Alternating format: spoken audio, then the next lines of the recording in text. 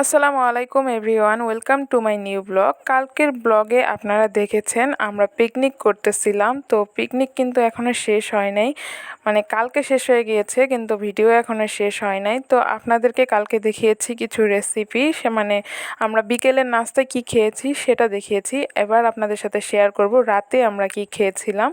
তো আজকের ব্লগটা থাকছে সেটাই নিয়ে। তো দেখতেই পাচ্ছেন এখানে কিন্তু আমরা পোলাও রান্না করতেছি। আর পোলাও রান্না কিভাবে করতে হয় সেটা তো আপনারা সবাই জানেন, তারপরেও একটু বলে দিই আমরা কিভাবে রান্না করতেছিলাম।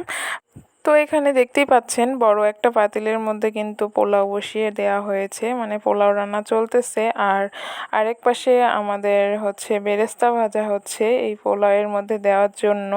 তো এই যে পোলাও রান্না হচ্ছে আর আমাদের বেরেস্তা কিন্তু একদম রেডি। আর বেরেস্তার মধ্যে আমরা আবার পরে দিয়েছিলাম চিনি। বেরেস্তা খেতে কিন্তু অনেক মজা। ছোটোবেলায় এগুলো চুরি করে আমরা খাইতাম, আর এখন বড় হয়ে গিয়েছি তারপরেও কিন্তু বেরেস্তাটা এমনি খেতেই অনেক মজা লাগে। তো যাই হোক, এখানে ওই বেরেস্তা দিয়ে আমাদের পোলাওটা ডেকোরেট করা হচ্ছিল। আর এই যে আমাদের পোলাও একদম রেডি পারফেক্টলি।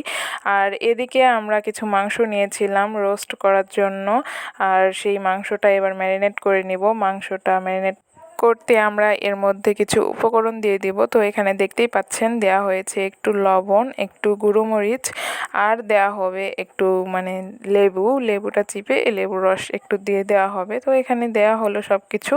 আর সব কিছু দেওয়া হয়ে গেলে এবার এটাকে ভালোভাবে মিক্স করে নিতে হবে। আর এটা কিন্তু কিছুক্ষণ রেখে দিতে হবে, মানে ম্যারিনেশন করার পরে কিছুক্ষণ রেখে দিয়ে তারপরে অল্প আঁচে চুলার মধ্যে ভাজতে হবে। দেখতেই পাচ্ছেন এখানে তেলটা গরম হয়ে গেলে তারপরে অল্প আঁচে আমরা সবগুলো মাংস এভাবে ভেজে নিয়েছি। আর ভাজা কিন্তু হয়ে গিয়েছে, এই যে দেখতে পাচ্ছেন লাল লাল করে ভেজে নিয়েছি। এবার রান্না করব।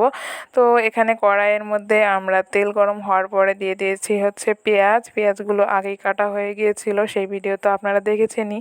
তো পেঁয়াজ কুচিগুলো দিয়ে তারপরে সেটা ভালোভাবে একটু ভেজে নিতে হবে। এরপরে দেওয়া হবে এখানে কিছু মশলা, যেমন আদা আর রসুন বাটা এখানে দেওয়া হলো, সেটাও ভালোভাবে মিক্স করে নেওয়া হয়ে গেলে এরপরে দিয়ে দিতে হবে একটা মশলা।